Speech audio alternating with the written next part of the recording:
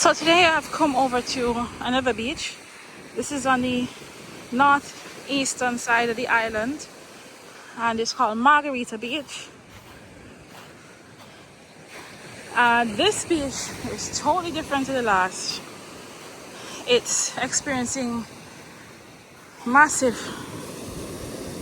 sargassum seaweed inundation. As you can see, I mentioned sargassum seaweed in my last video. And the beach is majority covered with some dried up elements and some fresh sargassum. Each wave that's breaking here from maybe 500 meters out from shore is filled with sargassum.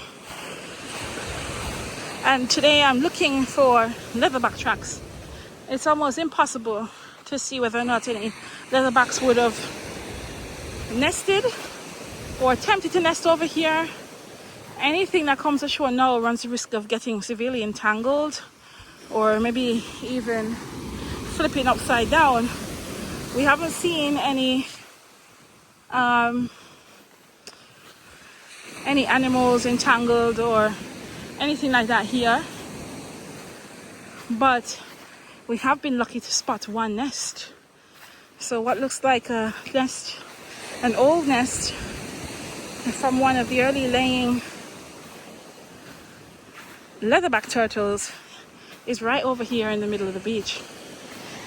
So she nested about 40 feet away from the coastline, from the waterline, from where you're seeing this massive sargassum inundation.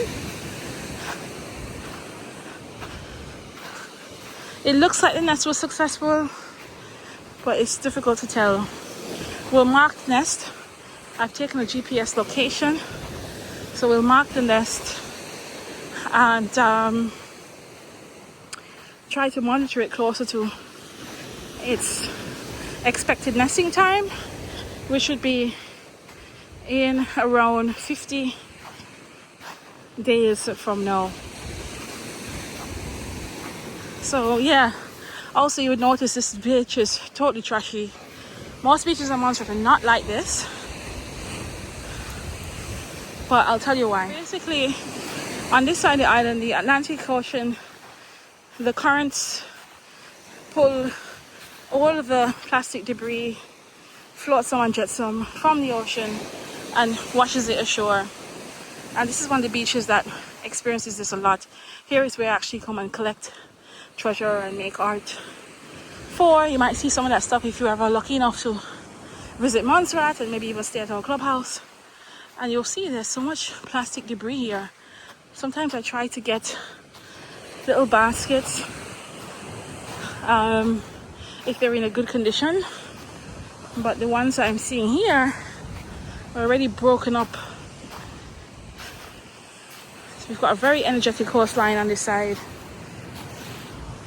and so by the time the some of this stuff washes ashore, it's already broken into pieces, which is not necessarily a good thing because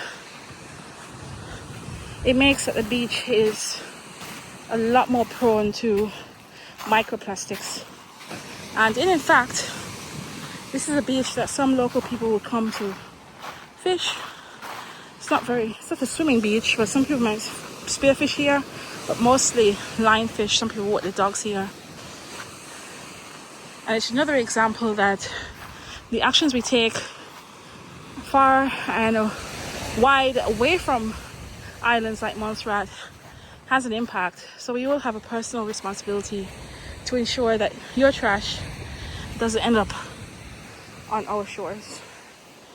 Perhaps some of this might be our trash too, but the majority of it is coming from nearby islands or from across the Atlantic.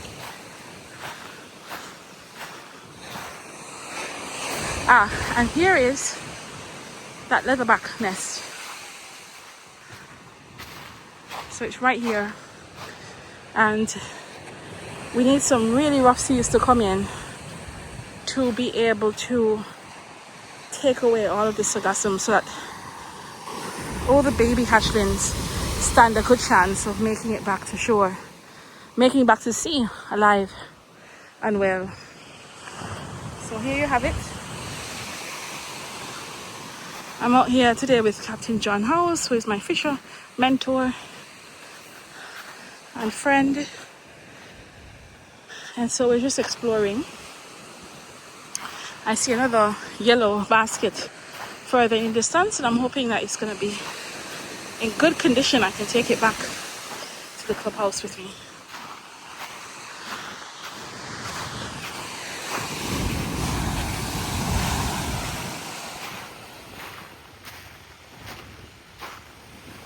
Sadly, this one is broken, so it's no good to me.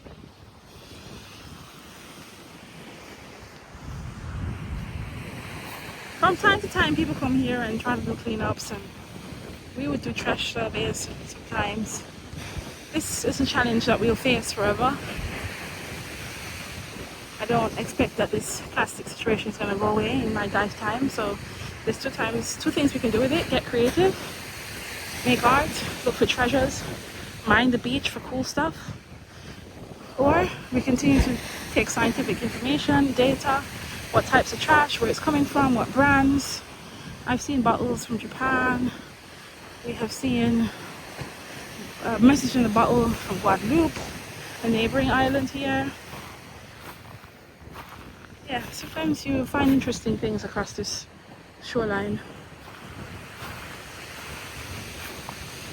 So yeah, that's the option.